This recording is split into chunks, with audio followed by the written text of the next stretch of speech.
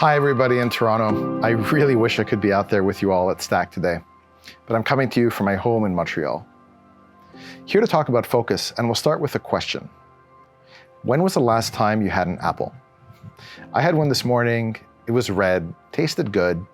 I grabbed it just as I headed down the stairs into my home office, strapping in for another day plugging away at Ada. If you ask me to describe the apple, well, I'd tell you it was red and kind of round. Just a good old run-of-the-mill type of apple. Then I'd open up Slack, check my email, get on with the rest of my day. After all, I'm a busy guy working on an important mission with a team of equally busy and dedicated people alongside me. How much time can I really spend thinking about an apple? Well, today we're going to talk about just that, apples. Let's start by looking at this one for the next 30 seconds or so. It's red, but it's also kind of yellow-green. There are these like amazing stripes that are running up and down the sides of it, almost like a tiger's fur. And its peel is waxy. If I wet it, water drops would bead along the surface. I guess apples are waterproof. I definitely can't say that about my first iPhone that met its demise in a toilet bowl. And now that I think about it, maybe all fruit is waterproof. The light also reflects off this apple in a pretty harsh way, almost as if it's a mirror. I'm not sure if you can see my reflection on it, but I can see like the blob of my head there. And it feels hard and firm, mostly, but there's like this soft spot right here. So this fruit's been banged up somewhere between when it was picked from a tree and ended up in my fridge. You can't smell it on your side, but to me it smells pretty sweet and it's warm to the touch. Probably won't make it that much longer since it's been out of my fridge for quite a while. I should probably eat it. Now, over the last 30 seconds, your mind, and well, since it's a recording, this camera, honed right into the apple. You were able to really look at it and observe all of its details. Everything else fell away. You thought about the apple and what you were seeing. You imagined what I was smelling. The more you looked at the fruit, the more you were able to ask and answer questions about it through observation, free from the pressure of whatever else was going on around you. Together, looking at that apple, we focused. Now, as we move into this next chapter of our journey at Ada, developing and exercising focus is going to be critical to our success.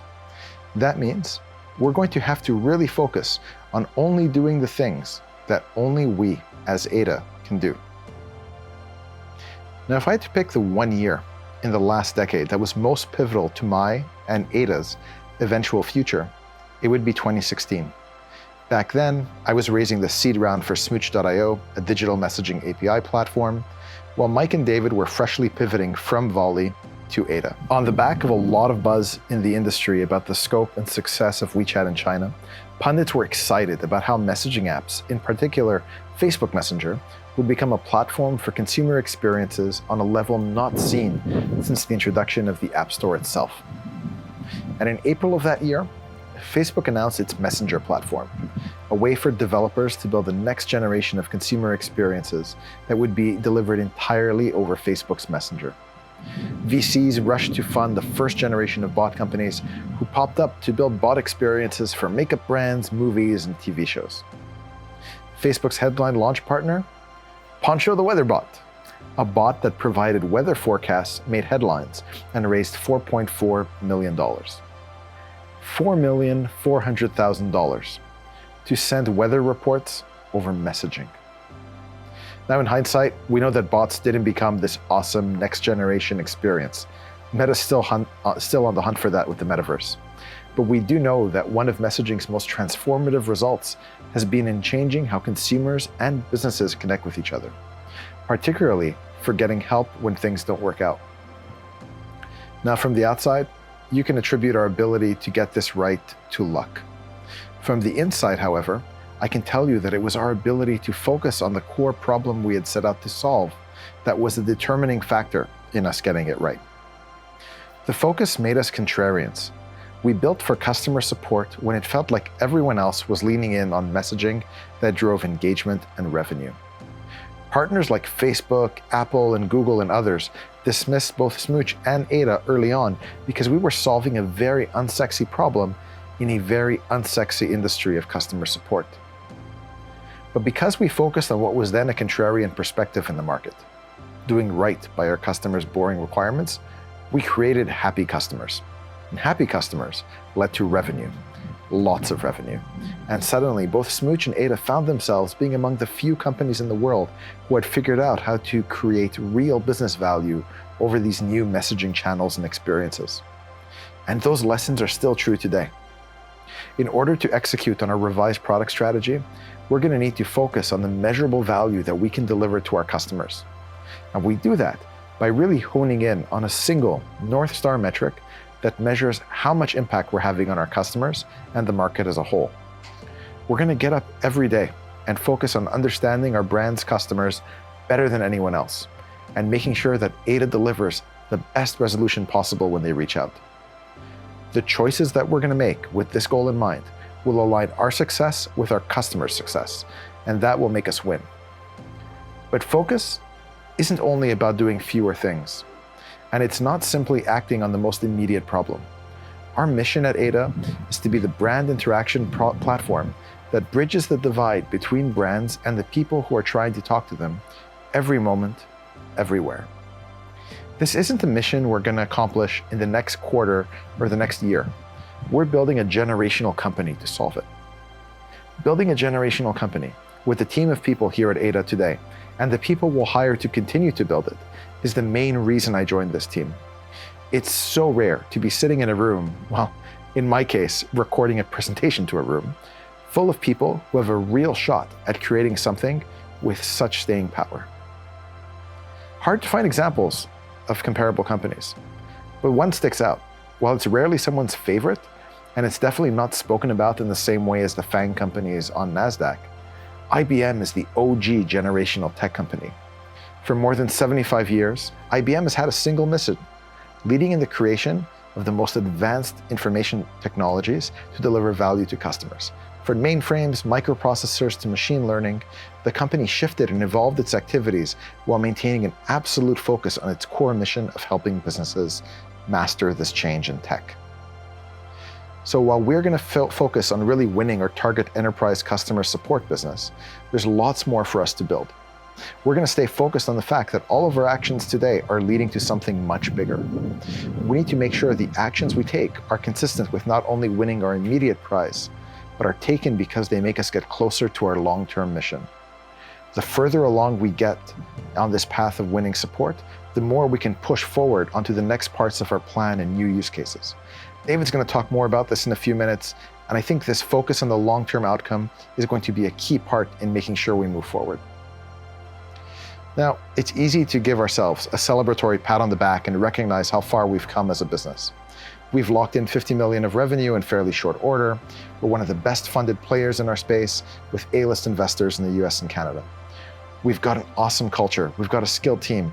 And despite this, when analysts like Gartner look at our space, we don't even rank. Instead, smaller companies that we sometimes dismiss are marked as leaders. Big tech is recognized. Our relative success in the mid-market doesn't immediately translate into an ability to make an impact in the world's largest enterprises and mission-critical use cases. Now, this won't be the case for much longer, because focus will help us come barreling onto their radar. I spent a few years training Brazilian Jiu-Jitsu at a gym in Montreal, and pretty much anywhere I traveled went away on business trips. From the outside, the sport might look like any other violent combat sport, but the competitors don't really hurt each other. It might look like a feat of strength and endurance, but the best competitors barely break a sweat and seem to flow to one another almost effortlessly. Seeing this firsthand made me fall head over heels in love with the sport, and it felt like I was playing chess using my whole body whenever I would play it. One of the sport's founding champions, Royce Gracie, exemplified how focused execution brings strategy to life in a challenging environment. This is a scene from the first UFC in 1993. Royce is in the white gi, he weighs about 176 pounds. His opponent is a boxer named Ken Shamrock, who outweighed him at 243 pounds. When they came up against one another in the championship bout, Gracie defeated him within 57 seconds. Gracie won because he focused. And how did he do that? But one of the things I remember most clearly from my time training BJJ was the sound of my instructor's voice calling out, "Position before submission." And I'll spare you all from my attempt at a Brazilian Portuguese accent. What this means is that as competitors, our first goal isn't to beat the competition head on.